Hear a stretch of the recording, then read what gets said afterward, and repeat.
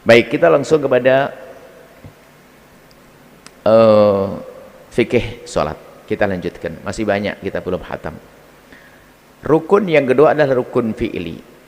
Kemarin kita sudah selesai dengan dua rukun. Yang pertama rukun qalbi, rukun kewajiban hati, yaitu berniat. Kemudian setelah itu ada 5 rukun qawli, 5 hal yang harus kita baca. Sekarang ada rukun fi'li yang harus kita kerjakan dengan anggota tubuh kita.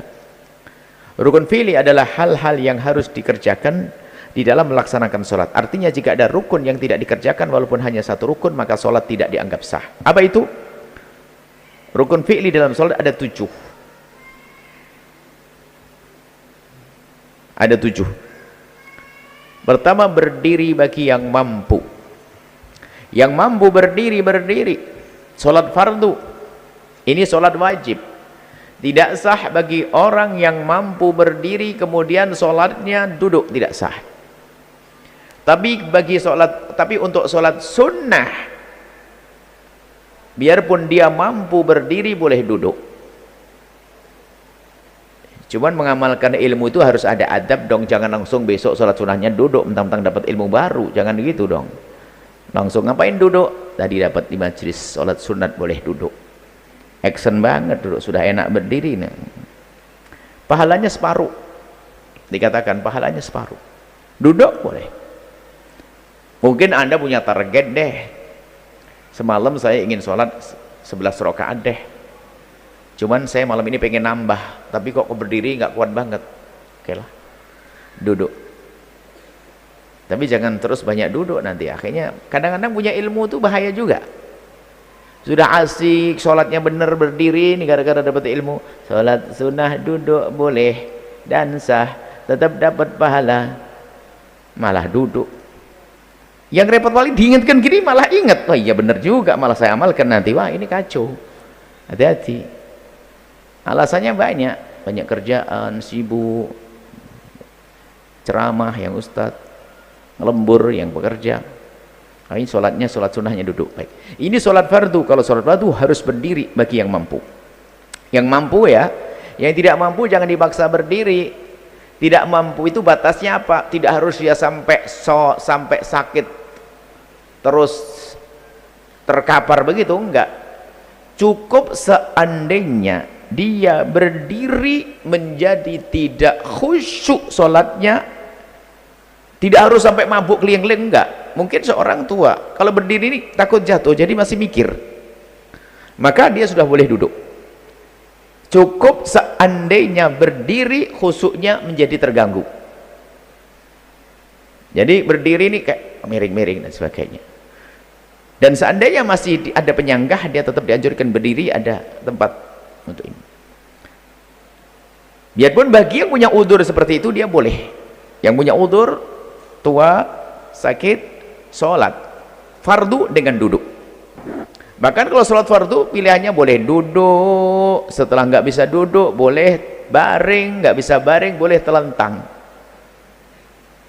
Baik, ini adalah sholat berdiri. Bagi orang yang tidak bisa berdiri maka boleh dengan cara yang lain. Dalam hal ini disesuaikan dengan keadaan orang yang sholat dan jenis sholatnya.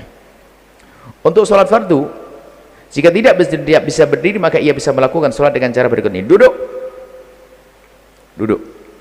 Duduknya itu bebas sebetulnya. Sila pun juga sah. Cuman hendaknya duduk ibadah yang biasa ada di sholat. Duduk seperti duduk tahiyat yang pertama. Iftirash.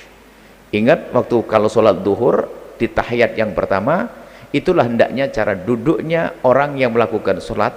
Duduk itu yang paling utama. Enggak sila pun boleh, mungkin duduk itu enggak enak, jadi tolonglah Anda itu sakit, kalau salah sakit usah seenaknya gitu aja, enggak usah dipaksa dengan model tertentu, apalagi suruh kakinya dilipat begini tambah kesakitan nanti. Enggak harus, Anda duduk bebas. Bahkan mungkin ada yang membujurkan kakinya ke arah kiblat. Lakukan itu kalau memang bisa mau gitu. Permasalahannya lutut yang sakit.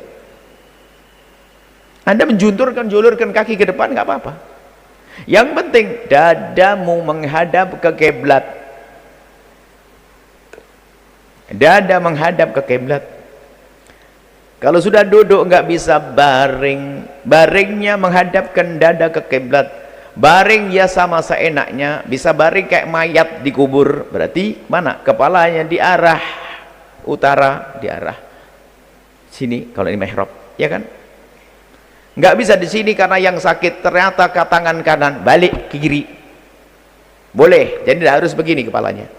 Boleh dibalik sini kepalanya. Yang penting bagaimana sambil baring menghadapkan dada ke arah kiblat.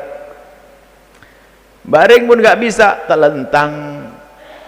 Telentangnya caranya gimana? Arahkan kakimu ke arah lurus kiblat. Kemudian kita telentang begini, tinggal tengkuknya atau pundaknya tengkuk diganjal sedikit biar ada arah dada ke kiblat, gitu saja.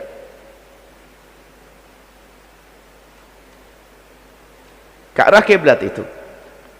Kemudian cara sujud rukuknya adalah kalau bisa duduk, duduk. Nggak bisa ya nggak usah. Tinggal mengisyaratkan dengan gerakan kepala. Rukuknya gini. Sami Allah. Allahu Akbar. Kalau ternyata nggak bisa dengan isyarat dengan kepalanya, sujudnya ini belum kita bahas sujud. Kita masih dalam berdiri. Nggak bisa isyarat dengan kepalanya, ya sudah. Dengan isyarat dengan matanya. Kalau sudah nggak bisa, kalau selagi masih ada akal, tetap wajib sholat, menjalankan sholat dengan membatin, dengan hatinya. Kalau tidak bisa menghadirkan sholat dengan hatinya, disolati. Mati dia. Sholati, selesai. Nggak bisa. Habis kisahnya.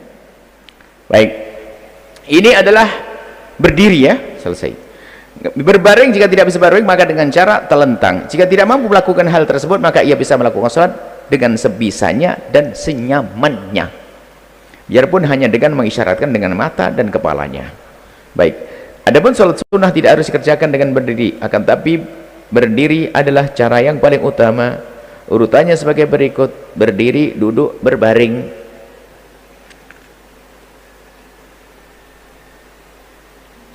Jadi kalau sholat fardu itu tingkatannya panjang.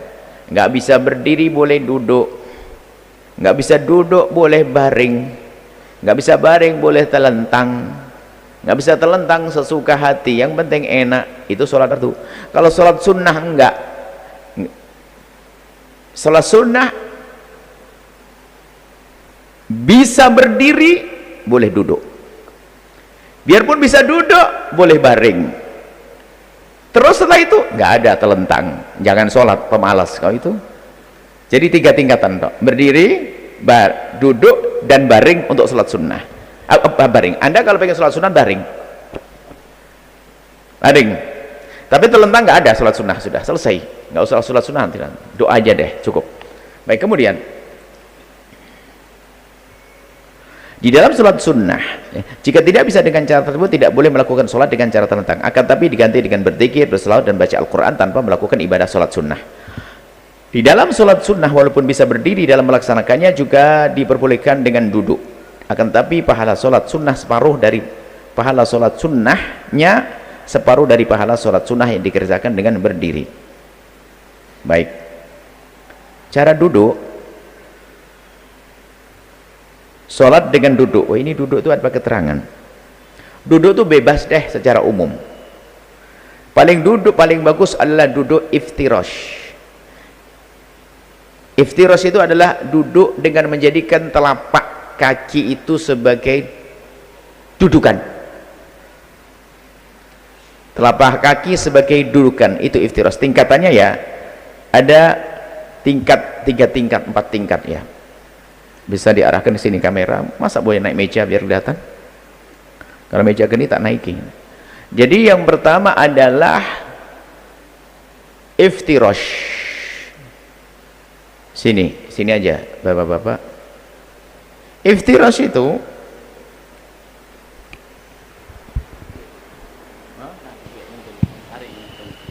ente tidak bisa. Ikanya nanti gimana? Iftirash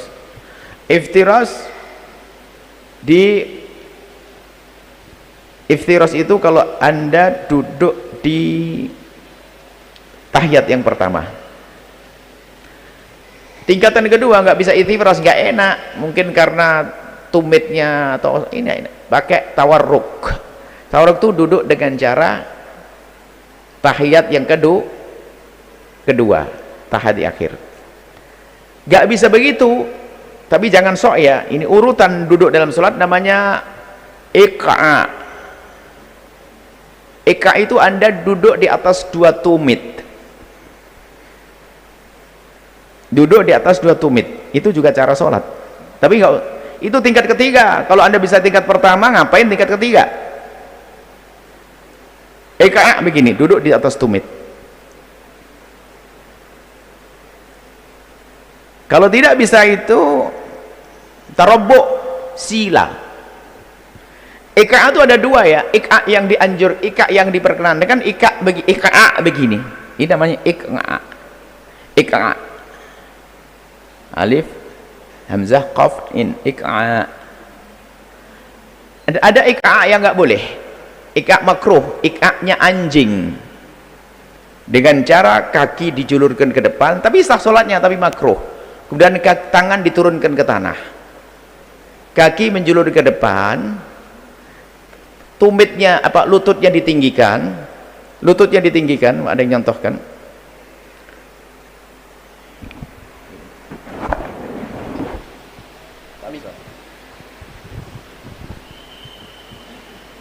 Kayak anjing. Enggak tahu gitu. Ini iqa yang makruh. Kecuali kalau Anda sakit boleh begini.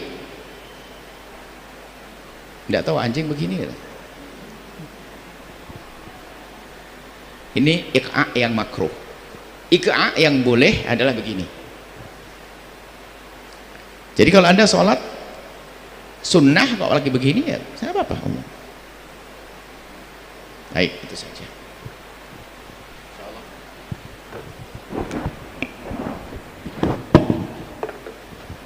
Baik, sampai di sini insyaallah kita lanjutkan masalah duduk ya, cara duduk. Kita insyaallah pada pertemuan yang akan datang.